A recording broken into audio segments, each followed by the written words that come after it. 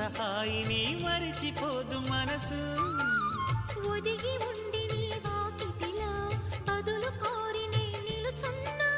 దారి తెలియని చీకటిలో వెలుగు చూసి కాదంటానా.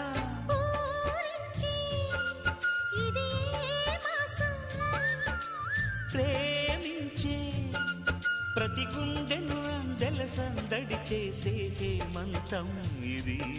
మన సొంతం అయినది. కిలకిల నవ్వే కోయిల కోసం వచ్చింది మధుమాసం.